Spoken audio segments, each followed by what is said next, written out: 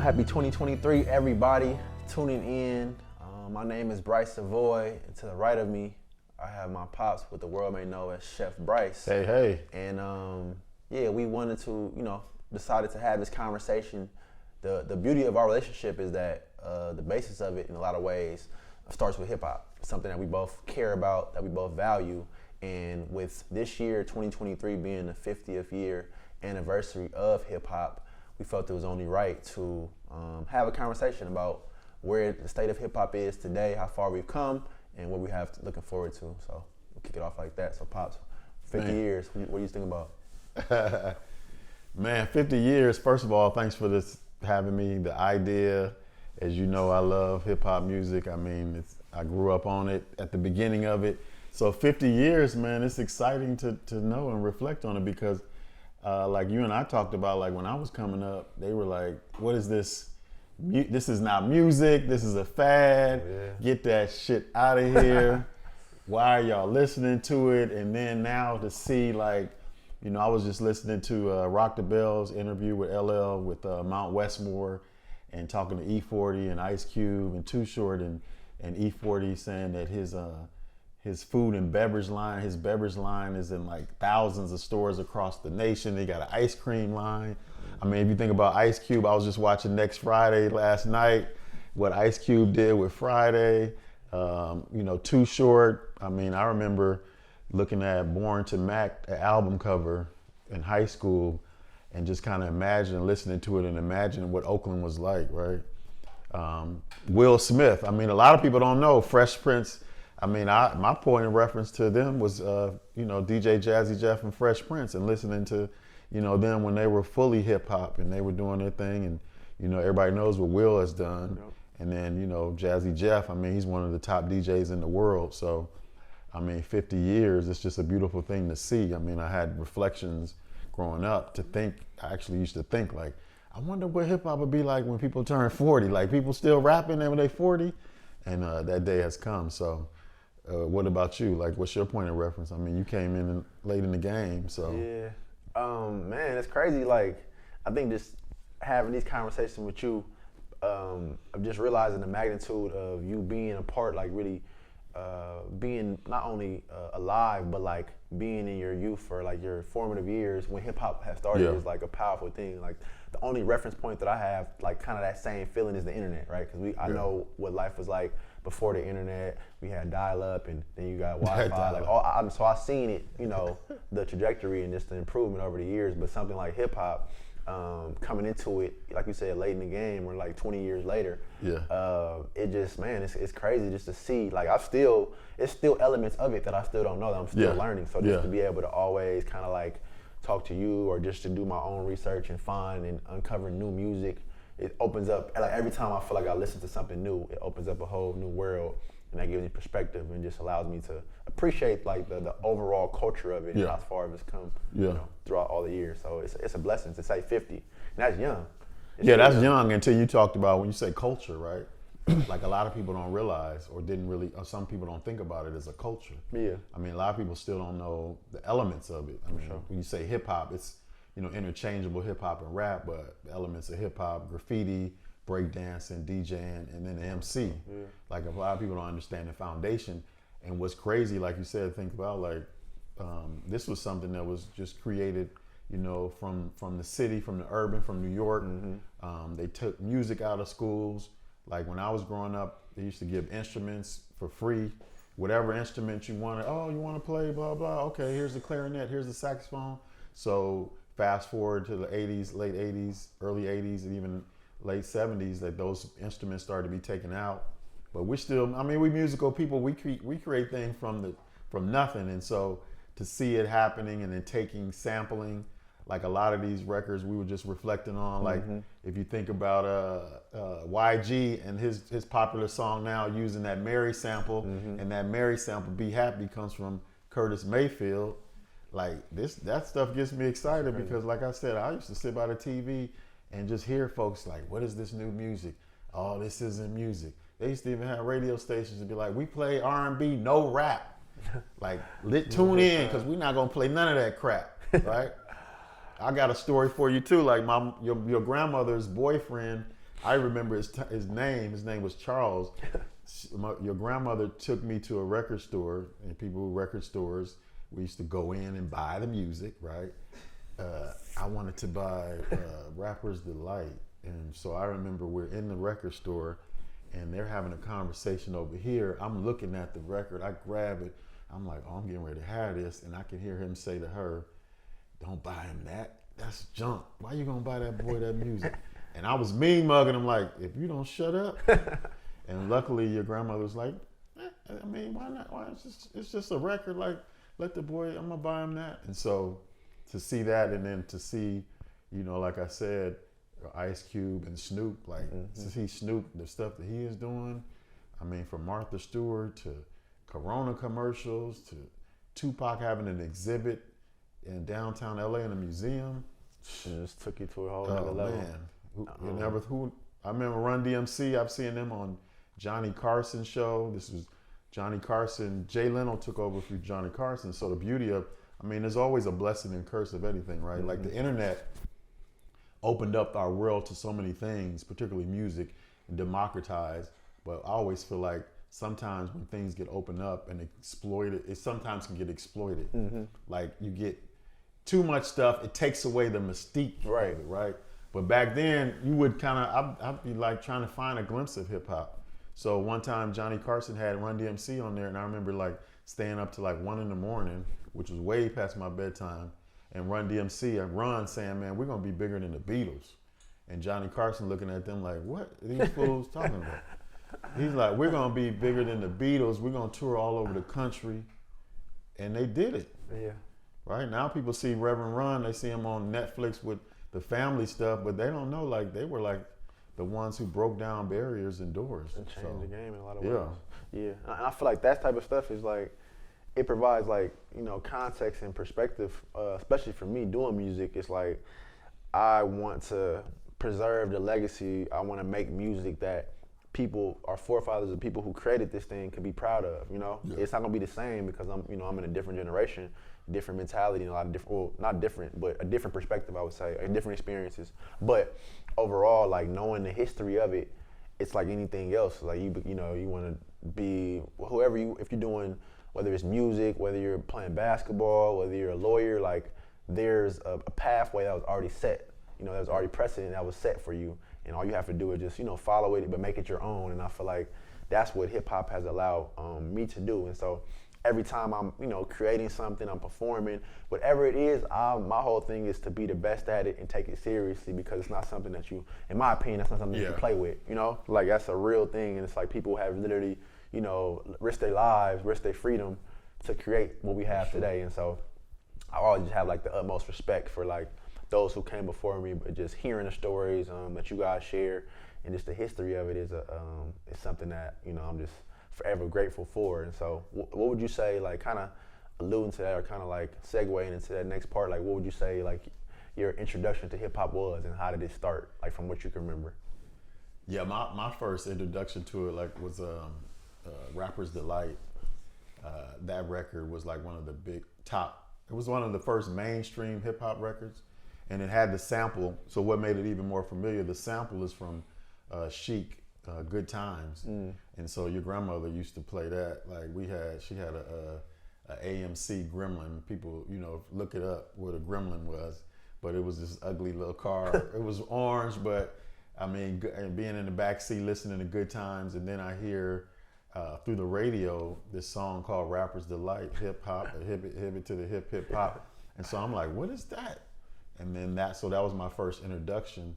So that comes into my life. I'm really listening to R&B, like what my elders were listening to. So I had that in my DNA, but hip hop, you know, was something that was new and fresh.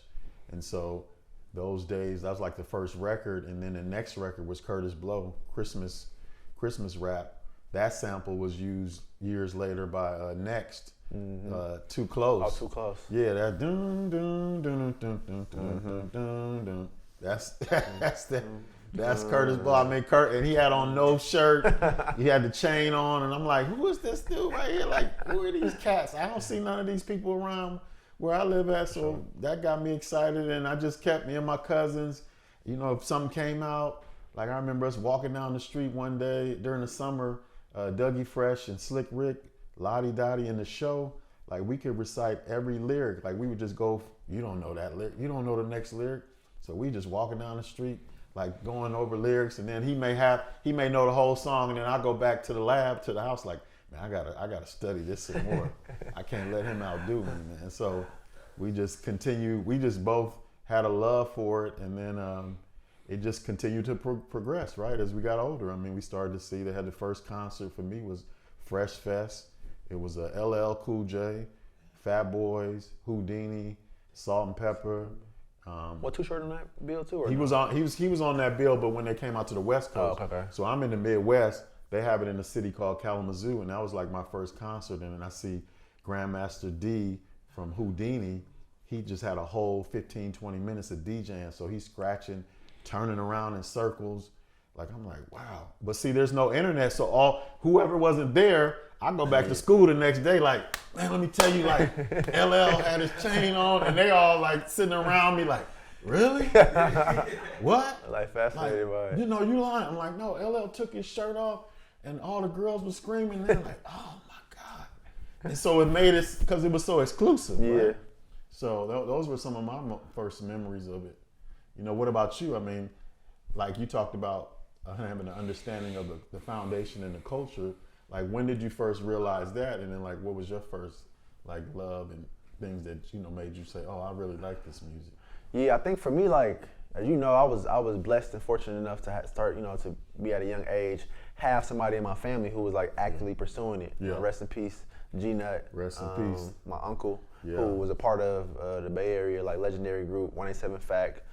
Did a lot of stuff with Spice One, and then had his own group, Dingy, in the early 90s and whatnot. And so I think being born into that, like just by nature, I just remember those times of just going to the studio or just going to video shoots and not really understanding, like, you know, the magnitude of what's going on, just being there. And I feel like that seed, it started there. And then as we got older, me and my cousin, G Molly, shout out G Molly, his son, we just took it upon ourselves. I don't know how we got started or what kicked it off, but we took it upon ourselves to just record our own music. We had a karaoke machine. We had a tape. I remember we had a tape recorder, karaoke machine. We got one Christmas. Wow. It was two sides, so, you know, if you messed up, you had to re-record it or whatever the case may be. And so we just would find beats. I don't really understand. I really remember how we found these beats, but we would be 8 or 9 just writing our raps and just knowing that we taking it seriously at that point. Like, as serious we could take it. We just was like, yeah, this is what we gonna do. And then I think just being around him, or like similar to you, having older cousins, introduced me to different music, different sounds. It was like, man, this is special. But I think that, like, one thing that stood out, like, was Nas' One Mic.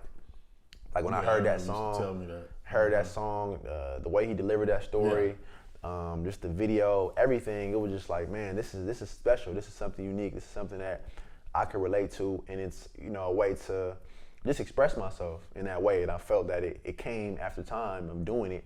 It came natural. So I'm like, this is something that I'm going to continue to do, and I'll continue to just, even at that time, I'm in school and playing sports, you know, most of my life, it was more of a hobby, but it was something that always stuck with me. So I'm like, yeah. And then just the research of it and just like exploring, like, it took me on a journey. It took you on a journey.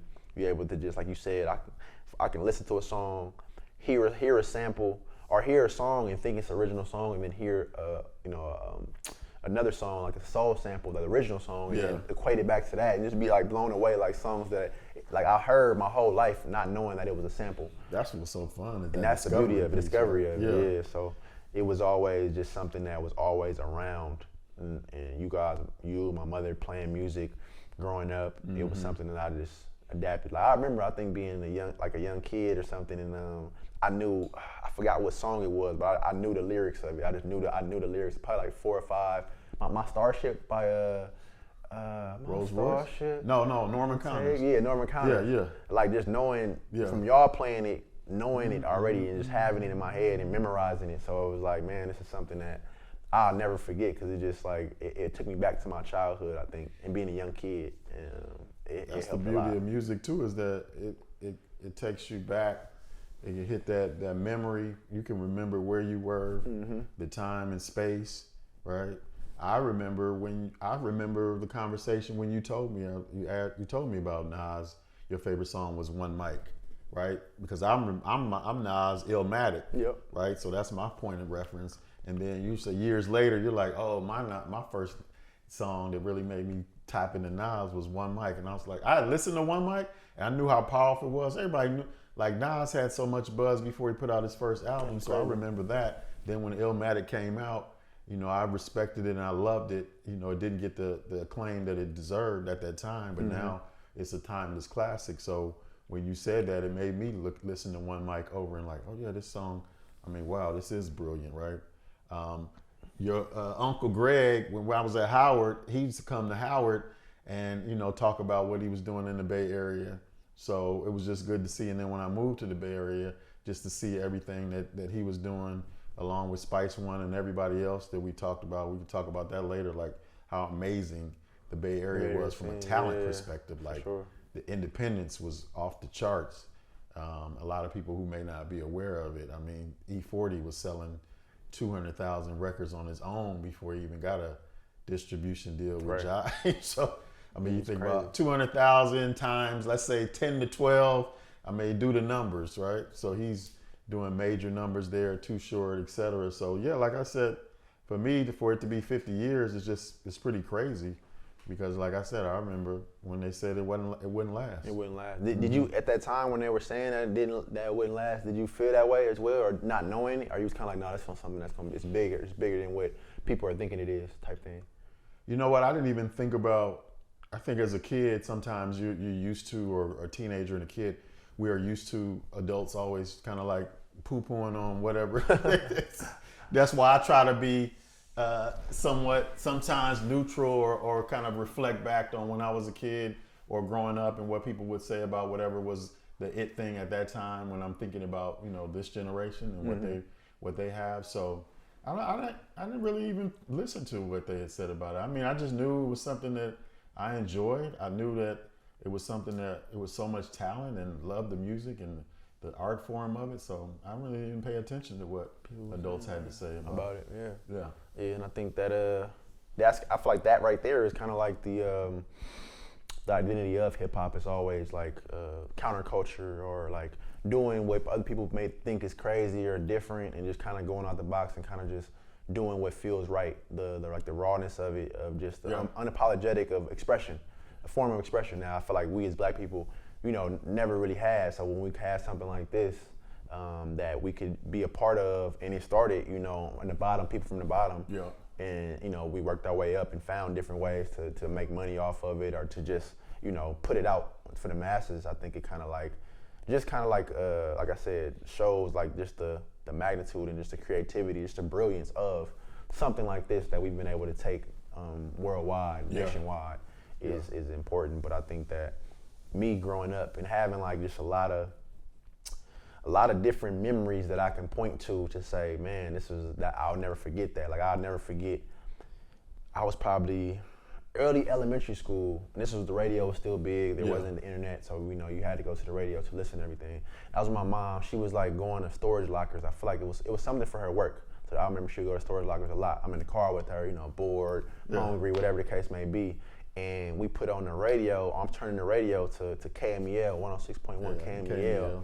And that's the first time I think Petey Pablo, Freaky Leak, that song came out. So like I'm hearing it, and just the way it sounded, like I was like, what is this? Like I was just like, this is crazy. And when I switched it to the channel, it was like almost ending. So I'm like, I gotta hear this again. I'm flipping back and forth from 94.9 to 106, just hoping that I would hear it again. Yeah. And I think like maybe 30 minutes later, they played it again. And I was like, man, I got to listen to it from top to bottom, and just like fell in love with just that experience. And so like when I even create music to this day, and it's different now because the internet, everything is so accessible, I'm always trying to preserve that listener experience. So like how I felt in that moment, I'm always trying to preserve that. Meaning like the first time you hear it, that's why I like, sometimes, you know, I'll send you references and stuff that I'm working on, but most time I like to like have everything done and then give it to you. So when you hear it the first time, it's like, man, I would hope that you get that feeling when you listen to, you know, what I do. And that's how I feel about my music. It's like always trying to make it so like it's timeless. It can stand the test of time. Yeah. No matter when you listen to it, you'll feel that emotion and energy that I put into it. So that's kind of like, that's a memory I definitely will never forget, because it was like the first time I was hearing that song, but being able to not know, like you know, like now you can just go on the stream and You're like, go listen to who it. is that? Yeah, I'm like, who is that? What is this? Yeah. I didn't know the name of the song. Yeah. I'm like, I just heard it. I'm like, man, this shit is dope. And it Yeah. was like, I didn't know when I was gonna hear it again. So to be able to, like, you know, wait for a second and turn back on the radio to play it. It was like, that was everything at the time. Yeah, and well, I mean, and here's the thing, I'm listening to you say that, is that I go back to, and similar to that, but let's take it back to me, like, they would only have one maybe hip hop show on a radio station, and it would be at night. So you may get hip hop from, let's say, 7 to 9:30, right? And so what I would have to do is, I would have to go. I had like a boom box, they would call it, right? We'd have a tape, so I would have to take my tape. I would clear Maxwell tape, talk about mixtape, the real tape, put it in there, be by the radio at 7 to 9, and try to record and make sure that I get the hip hop. But then, to your point, it may be a song that I'd heard that it may not be. They may not play it on that show. Right. So I had to figure out. There was no, like you said, there was no internet, so I had to figure out, like, okay, I just got to listen to this station again and hope they play it in that mix. Right. Or maybe call up there and say, but who are you calling? Like, you don't, I mean, you're calling, but you don't know the name of the artist? Because they're not telling you, like, they may at the end of the mix say, yeah, I just played a little bit of DJ Jazzy Jeff, Eric B. and Rakim. They may kind of rattle off who was in the mix, and then you would have to catch it there, right? Yeah. So that exclusivity, like you said, made it even more of a, like, wow, this is, more appreciative of it, because you don't have it in abundance where you have it now. So I appreciate that the way in which you work on your music and trying to create that experience, because I think that that's important. Even the way in which music is being made, right? It's getting made so quickly that I sometimes feel like people don't really have or take time to really appreciate a project. For sure. Right? Somebody may put out a project on Sunday, and then by next Tuesday, people are like, okay, well, when they putting out their next record, Yeah, like, all right, what's next? they just put that out. They just put out 11 songs. Yeah. It probably took them, however long, and then now a week later, you ready to move on to the next. To the next thing. That's the thing about when things get overly exposed. I think, there's the pro and con of that. The last thing I'll talk about is, like, where you talked about our culture and what we create. The thing that and you were asking me the question about, what did I think about what adults said about the music? What I do reflect on is that I wish that we had known, our true value. When I say we, because there used to be a lot of hip hop labels, mostly at that they were independent labels that were owned by, people of color, black and brown folks. Sure. And then it went, the mainstream, the larger labels started to get involved, and they absorbed and bought out some of those labels. Yeah. Some of those labels closed. I wish we would have been able to keep a lot of those independent labels and keep, that ownership, right? So those are the things that I reflect on. But hey, that's in hindsight. But that's just something that, like I said, we were the ones that were owning the labels, owning the culture a little bit more. So we had a little bit more control over what we did, like creative control, just what we promoted to the masses as well. Exactly. I kind of shared mine. I have a couple more, but I'll let you go first. Like, talk to me about, like, some of your fondest memories of hip hop, like a specific moment in time. It could be from any period of your life that you kind of, like, remember that always sticks with you. Kind of talk to, like, a story behind that. I'm riding in the car with your grandmother, my cousin Henry, who actually, which I told you, was a MC, and back in Michigan at that time, in our small little town of Ypsilanti and Ann Arbor, he was regarded as one of the best. I used to marvel on how he would just put words together. He used to sit on the porch at my Aunt Ruth's, his mom's house, and just write rhymes, like, in the summertime. We used to, and my other cousin, Andrew and Henry have passed on, rest in peace to them, but we're in the car, so we're all around the same age. So your grandmother's driving, summertime, school is out, so we're going to get some hot dog and some root beer, A&W root beer, like a pull-in where you pull your car in, like Sonic drive-in, and you pull your car in. So they have a mix show in Detroit at this time, so we pick it up. We're in the back of the car going to get the hot dog and the root beer. We're already excited, and I hear this guy, the DJ, say, and we got this new artist, Eric B. and Rakim. Boom, I came in the door. I said it before. I never let the mic. So the way in which he was rhyming and combined with the beat, like you're talking about, previous to that, you're having, you know, the Sugar Hill Gang and those, where their cadence was a little bit more simplistic. No hate on that, you know, hip hop, a hip to the hip. But then now I'm hearing something for the first time where this guy say, I came in the door, I said it before, I never let the mic magnetize me no more, but it's biting me and fighting me. I'm like, who the hell is this? Like, where is this guy coming from? Yeah. And to your point, we don't have no point of we can't call, we can't search, we can't do anything like that. And he kept saying Eric B. So we all thought he was Eric B, right? He kept talking about Eric B, the DJ. Right. But it was Rakim. But back then, now that you know, the DJ was at the forefront of hip hop before the MC. So the whole time he's saying Eric B, in my mind, me and my cousins like, oh man, when you go to the record store, look for Eric B. And then when we go to the record store, they're like, Eric B, we got Eric B and Rakim. And then we figured, oh man, okay, Rakim, that was the one who was doing that. So that was a memory. And your grandmother was like, we all in the back seat yelling at, like, turn it up. She like, sit down. Y'all sit down. We trying to go get some food. You getting ready to make me have an accident. Right. We're like, no, let's turn it up. Who is that? So that's a memory. It's like, what is going on? And then Run DMC, like going to the Fresh Fest for the first time, like getting a little outfit, going to my first concert, and then being hip hop after hearing hip hop. Another thing was seeing and kind of hearing LL, I Need a Beat. I think one of my friends, I have a good friend, we grew up together, we both love music, so we would call each other, right? And once again, before the internet, I gotta call you, dial up. First I gotta say to your grandmother or your granddad, can I use the phone? Can you get off the phone? I need to call Troy. Troy calls me, he said, man, I got this song, I Need a Beat, and I'm gonna play it for you.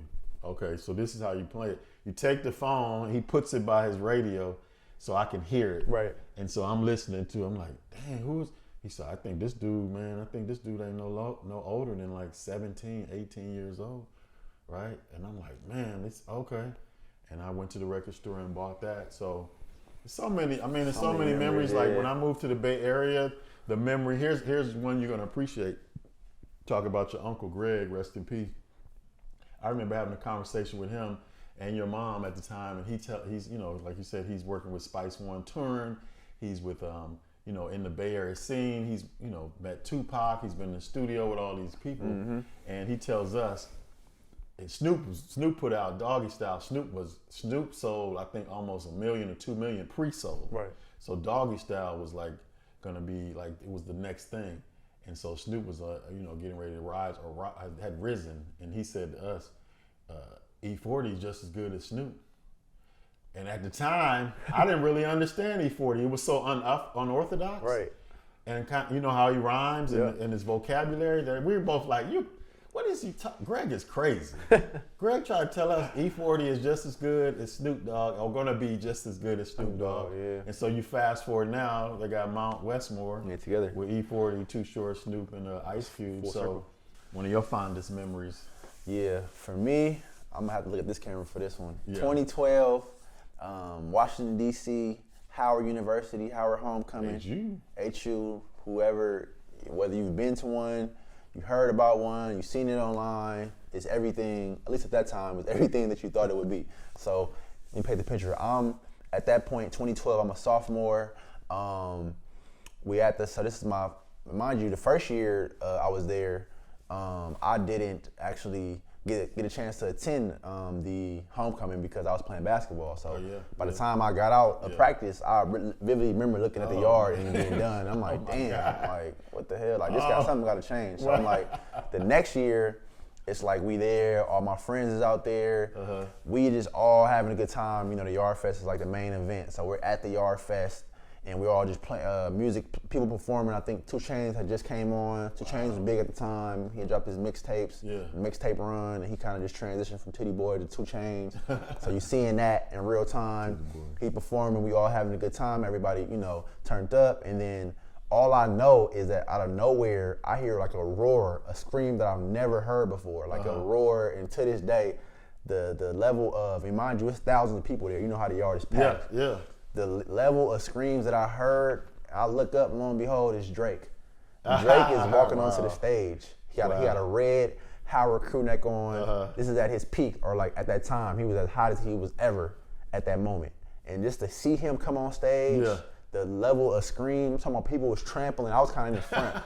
People was trampling to the point that after that, Yard Fest, they had to change. They had to make it, security. They tried different things to make it a more secure event. But just being in that moment and literally seeing Drake, he may have did like, I don't even remember, probably like 1 or 2 songs, but it was just pandemonium. Like you would have thought like it was an earthquake or something. I don't know. You would have thought the worst, but it was just so crazy to see that. And then right after he got on, how God works, right after he got on, it started storming raining. So he gets on the stage, he gets off. I think Meek, we had a lineup of people who were supposed to come and perform, but the rain messed it up. So Meek came on. I think T.I. was there, Gucci Mane. Like it was just a star-studded Yard Fest, and so everybody just on the yard. Not surprising. It's raining. It's storming, raining. Everybody just yelling, laughing. Like it was just a unexplainable, like euphoric moment in time. Like you ask anybody 2012 that was there. Yard Fest that was there.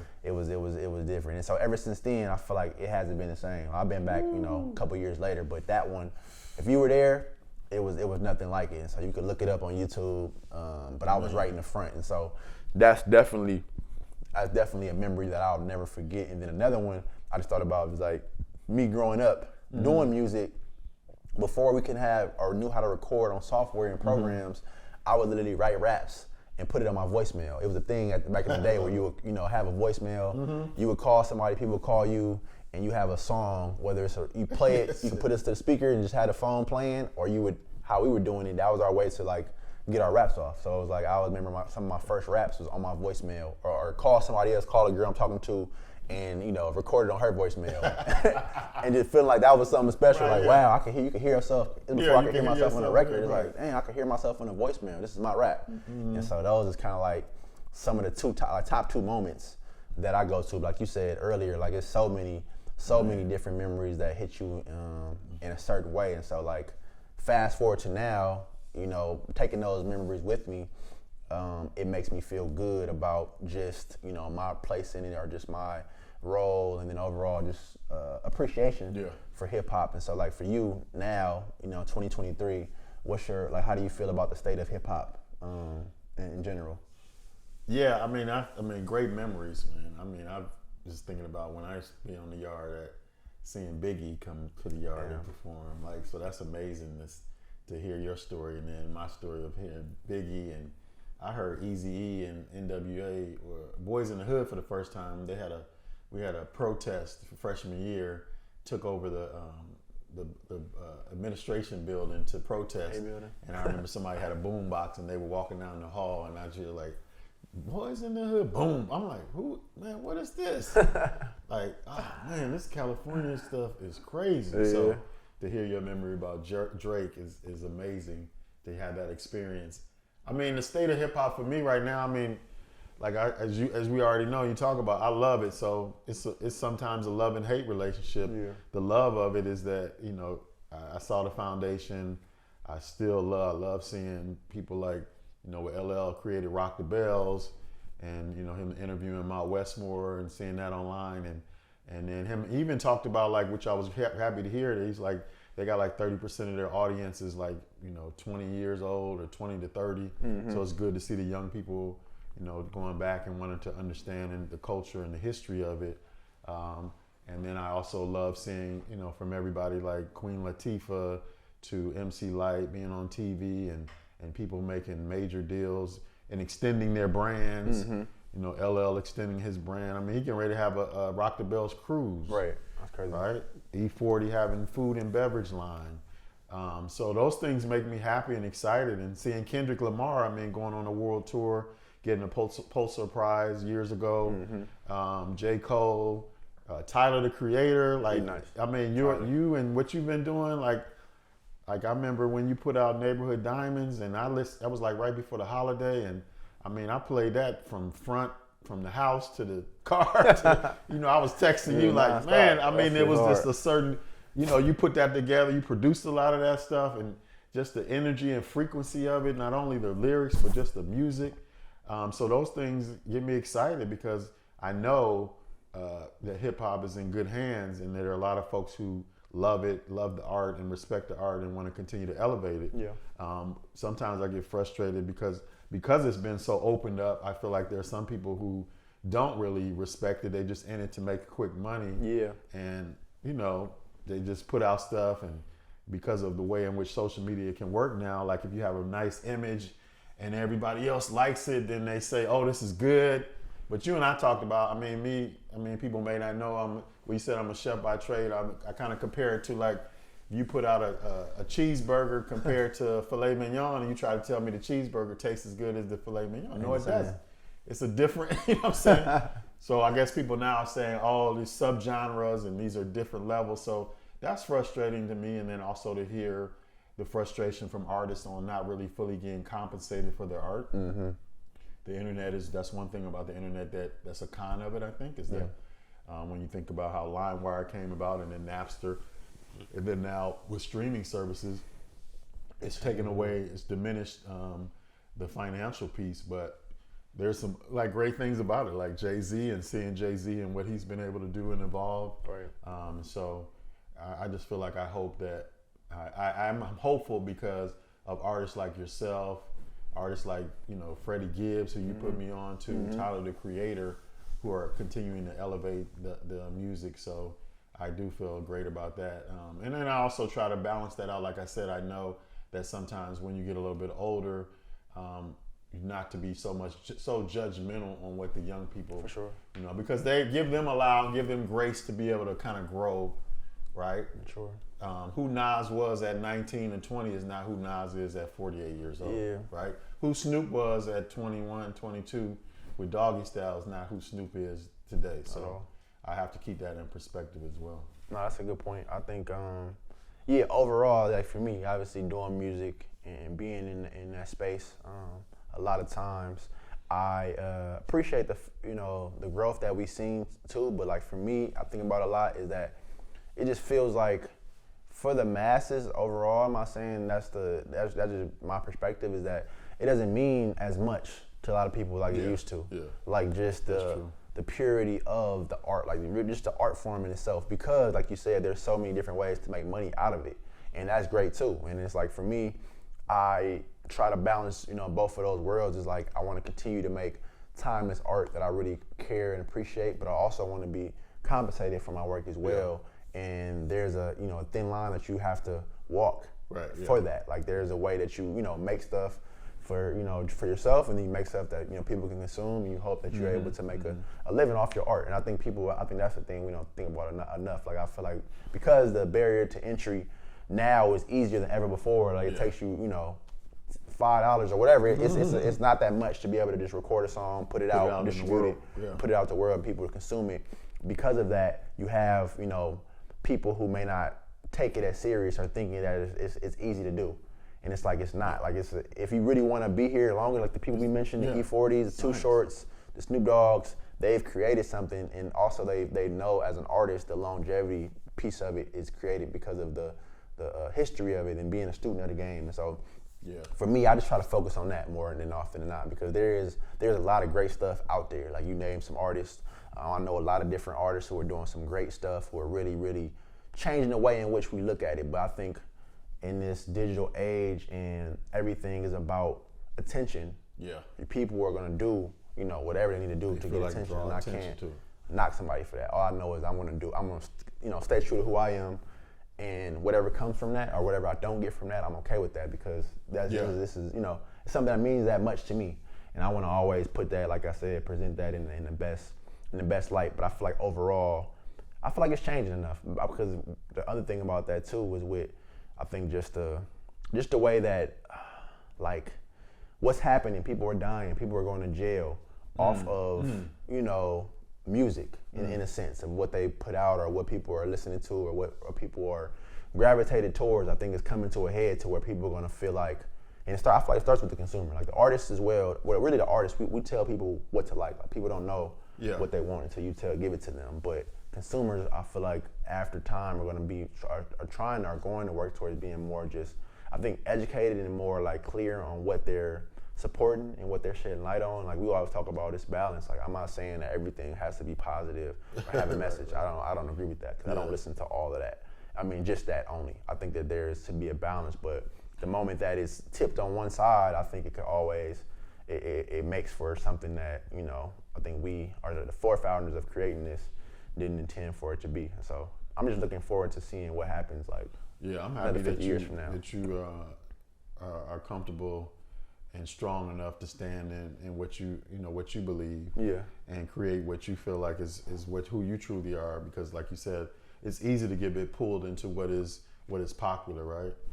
So I think that's important, and like you said, when you create something that based off of that, I think that's going to always serve you well, and you'll have a long career, for sure. Longevity.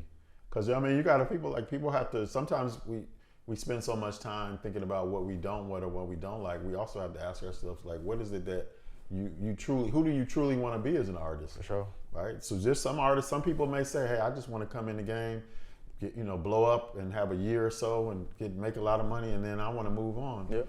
And if that's who you are, then you stand in that. But then there's some, like we were just talking about earlier, with like the hieroglyphics, they're still touring, they're still making music.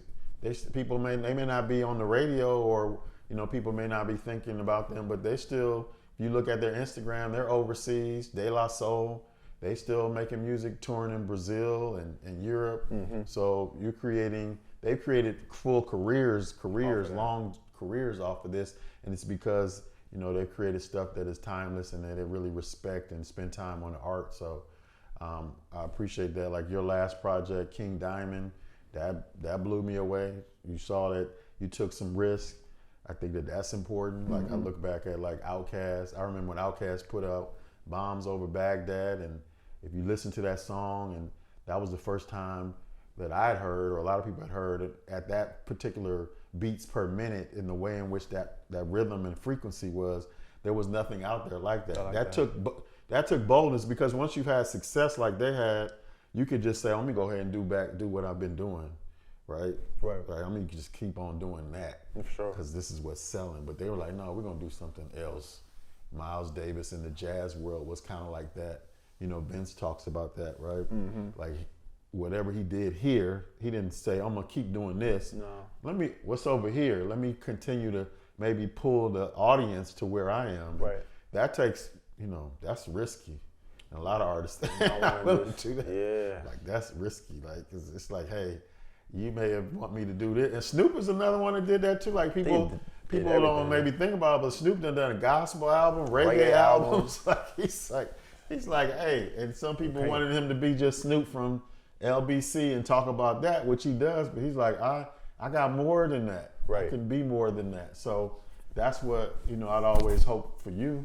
And you've been doing that and shown that, and will continue to do that, because I know that you had it in you. Mm-hmm. Whereas opposed to like kind of what you talk about, people kind of dumb themselves down to be accepted. So, but I'm like I said, I'm hopeful, because artists like yourself and other ones that you expose me to, that really, really, take the culture seriously. Yeah, make it a thing. But I think too, that's how even artistically, when I create, or anything that I do, like musically, I do something and like you said, it works, and then I want to do something else. I want to kind of go away from that, just because I don't want to get comfortable. And then when you get comfortable and people expect a certain thing from you, it's kind of like you kind of create that box for yourself to where you can't. Some artists never able to get out. That's the story of like certain artists who will have a hit song, and that hit song is not really what they wanted to be known for, but you try to do everything. You try to do anything else after that, and everybody will compare you to that hit song. Yeah. We want that, and it's like, this is what I really wanted to do, but I got stuck in that box. And so for me, I always try to just create what feels right to me at the time, and put it out. Like you said, King Diamond, Neighborhood Diamonds, and again, those two projects. You talk about a year took me to create each project. Right. So, you know, I'm living, I'm creating, I'm living, I'm growing, I'm learning, and I'm able to like put it all together, you know, when it's ready. And I think that that's important too, especially with streaming. Like, I think and that formula works for some people. Like, a lot of artists are successful where they're dropping every month. Yeah. But for me, the type of artist that I am, that's just not realistic for me. I'm going to be an artist that's going to give you a project a year. It's going to be thematic. It's going to be a theme behind it. It's going to be cohesive. It's going to be a body of work that you can like live with. And even if you don't listen to it 2 years from when it came out, you can go back to it and be like, oh yeah, this is something that, you know, stand the test of time. So that type of stuff is important for me. And like you said, I'm hopeful that, and I see it happening a lot of artists are definitely doing it that way too. Okay. And making it something that we can stand the test of time. So that's kind of, you know, what it is for me. And we kind of went into that too, like what can be done to preserve its legacy, like the overall hip hop legacy at this point in time. Talking about 50 years this year, 2023. Yeah, I mean, I think what we're doing now is a part of that, right? Having these conversations, different generations sharing. You know, I come from it from a fan perspective, but there are artists, you know, sharing, older artists sharing with younger artists, which I know is happening. Like having conversations with new cats that are in the game, kind of talking about how to navigate success or how to, you know, from how to plan out your money, how to, you know, stay out of this. So I think that's it as well. What LL has done with Rock the Bells and kind of having a platform where we talk about and give those founding folks like Roxanne Shante has a radio show on Rock the Bells. Biz Markie, rest in peace, he had a radio show on there. But Cool V is still keeping that going. And then also Too Short has a show on there. So like those type of things where you bring in people who help build the culture, and then also having conversations between those who are right now. Those are ways in which we preserve it. And then also ownership of like telling stories. Like I'm glad that Nas is now doing documentaries. You know, he did through Showtime, you know, sharing the Video Music Box documentary where we talked about the creation and the founding of that with Ralph McDaniels. I think that that's important for people to know. Like you and I talked about, I didn't even know that, you know, the story you told about taking this show idea to feature hip hop to MTV and them saying, no, it's not enough people in mainstream America who watch MTV, listen to rap. And then a year later they put out Yo MTV Raps, and then now that's synonymous with most people know, but they may not know about Video Music Box because it was regional. But I mean, he had everybody on there, you know, from Nas when he was younger to Jay-Z to anybody you can think of. And so, like I said, he had ownership of our culture. So, and I'm just happy to see that. And then the extension that, you know, folks are doing with clothes and other ways in which we, you know, hip hop and art, you know, books and storytelling and pictures and all those stuff. So I think that that's the way in which we continue to elevate the culture, but also preserve it and respect it, right? Yeah, I think that's everything. I think that's the way, like you said, that's the way in which we keep this thing going. Storytelling, telling stories and really being able to like find there's so many different. Because if you think about a art piece in an art museum, right? There's somebody, a painter or whoever, you know, took time and hours or however long it takes to make a piece.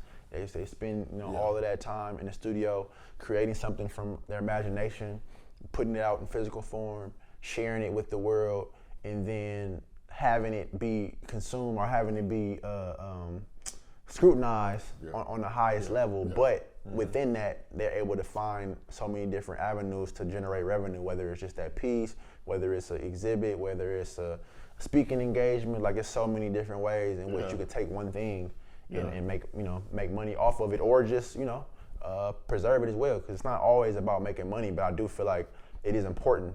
That's how you sustain that lifestyle, by, you know, being compensated for your work. Yeah, creating the cycle of revenue in order to continue to keep it going. I mean, that's a part of, you know, being in a capitalistic society. You do need revenue in order. It's not the only thing, but it's a piece of it. Right? Like, how do you, and particularly when you're creating something, how are you fairly compensated for it? I mean, hip hop is in colleges now. People are teaching courses. You know, Ninth Wonder, Nas had a course somewhere. I forgot. I think it was at Harvard. I may be wrong there. So that's another way that you preserve the culture. You continue to be a storyteller, and each generation tells their story, and it tells it in different platforms and shares information and shares insight. We have to continue to do that. I mean, we can't shut ourselves off from the younger generation because we don't agree with it. I know it's sometimes frustrating. It's frustrating for me because I'm listening to certain things. I'm like, is this really? But then also I realize, okay, they're young. This is the frequency that they're on. It's not for me. So instead of me, being so judgmental, let me ask more questions. Like, why do you like that? How does that sound to you? So we learn from them as well. I learned from you also. It's been a great conversation. So we're gonna have a little fun before we end it, like some rapid fire appetizer sample section. So I got a question. First one is No Limit or Rap A Lot Records, if you had to pick between. No Limit, or just the impact of Master P and what they were doing, especially at that time. I got to go with No Limit. Yeah, I remember when No Limit was putting out. I think my cousin Andrew was a big No Limit fan. He would buy the movies. I got the hookup. Right. Then movies was bad too. But they was. I got the hookup 1, 2. I don't know how many versions they did, and then they were putting out it seemed like 10, 15 artists a year, from Mystical to Young Bleed to Soulja Slim to C Murder to Snoop for a minute. Snoop, Silk Shocker. They was just going back to back to back. Just right. No limit, literally. So you have to respect. Regardless of, so much music that he put out at that time. I know that was crazy. So if you had to pick, this may be hard, your Bay Area artist, Tupac or E40? Yeah, I'm gonna have to go with Tupac. Yeah. But I will say for both of them, as I gotten older, I went back probably 3 years ago and really listened to their catalogs. Now E40's is massive, so I didn't get a chance to listen to every single one. But I really studied and tried to see what made him so special as an artist. A lot of different artists too. Tupac, I felt I got the raw emotion part of it, and just the conscious lyrics that he talked about, and the real things that were going on in the world and in his environment. And then E40, I think what he brought to the game was vernacular language, talking in a certain way, flow, that had never been done before. So his just independence and just creativity from that standpoint, I would just always appreciate. But to this day, Tupac, I can listen to him nonstop and be all right. Okay. So New York rap or California, if you had to pick? Yeah. I'm gonna be biased, California, of course.